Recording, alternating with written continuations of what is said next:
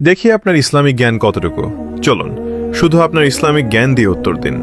প্রশ্ন 1, কোন আমলটি করলে কবরের আযাব থেকে মুক্তি পাওয়া যায়? এ, সূরা ইয়াসিন তেলাওয়াত করলে, বি, সূরা মুলক তেলাওয়াত করলে, সি, সূরা কাহাফ তেলাওয়াত করলে।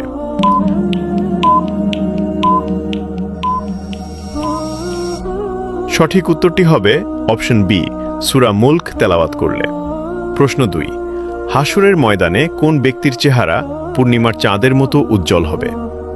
এ, যে বেশি দান করত, বি, যে বেশি আজান দিত, সি, যে বেশি তওবা করত।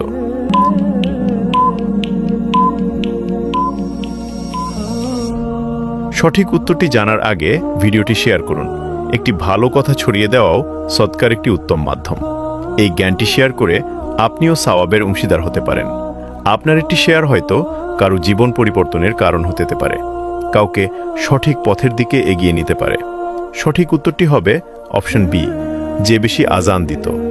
প্রশ্ন 3, কিয়ামতের দিন কোন নবী আল্লাহর কাছে শাফায়াতে কুবরা বা মহান সুপারিশ করার অনুমতি পাবেন? এ, হযরত আদম আলাইহিসসালাম, বি, হযরত মুহাম্মদ সাল্লাল্লাহু আলাইহি ওয়াসাল্লাম, সি, হযরত নূহ আলাইহিসসালাম।